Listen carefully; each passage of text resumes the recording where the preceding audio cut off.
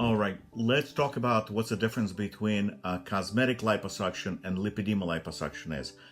Um, a lot of people feel like it's the same thing, but it's not. And I want you to understand the principle so you don't get confused. So if you're looking for cosmetic liposuction, let's say hypothetically, and I'll use my fingers as a prop. So let's say you don't like the area on your hips. Let's say it's bulging a little bit, right?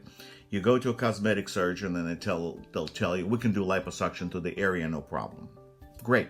They use power liposuction machine, they use power liposuction cannulas, they use garments, and they're going to liposuction that area where you actually have an issue. All right.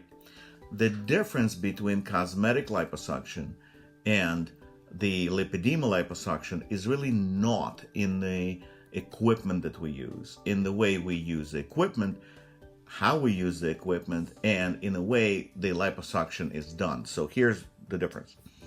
If you have lipedema in your lower extremities and you have bulging, say, only right here, and your cosmetic doctor or cosmetic surgeon or plastic surgeon who is not familiar with lipedema is going to treat only that area, guess what's going to happen? You're going to have a recurrent condition of lipedema or recurrence of lipedema every single time you have additional estrogen or hormonal change, whether it's be pregnancy, it's going to be menopause, AVF, Lupron, whatever, birth control pills, whatever.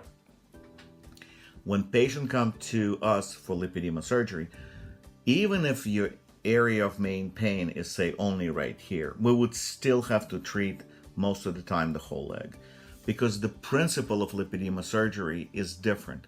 What we're trying to do, not only remove the painful fat, but we're trying to create almost like an internal stocking.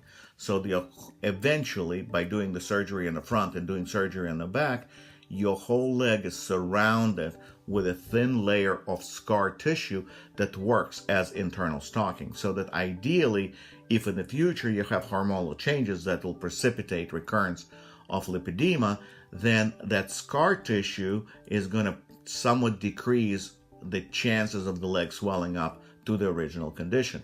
And the way we know it is when people do lipedema treatment for the upper extremities and they do only the arm, people come back a couple of years later and guess what? They have collection of extra painful fat here and on the arms, and they look like Popeyes. So the difference is, again, not in the equipment that we use. Most plastic surgeons use power-assisted liposuction or water-assisted liposuction. It's not in the cannulas, even though some cannulas are modified. It's the way the surgery is done. You have to treat the whole leg. If you do just minor areas here and there, this is not a lipedema liposuction. That's a cosmetic liposuction, and you're not going to get long-term result that you're looking for. The other thing is be very careful in the areas where we're not trained to do liposuction. When I was was learning how to do liposuction over 20 years ago, we were told not to go around the ankle, not to go in the area where major superficial nerves are. And indeed, you can easily damage the nerves and you can easily damage the tendons by scraping them with the sharp edges of a liposuction cannula. So there are special techniques that are used in order to prevent doing that, and they're kind of counterintuitive to what we're taught as how to do liposuction for cosmetic reasons. So I still do cosmetic liposuction, but I do it differently than lipedema liposuction.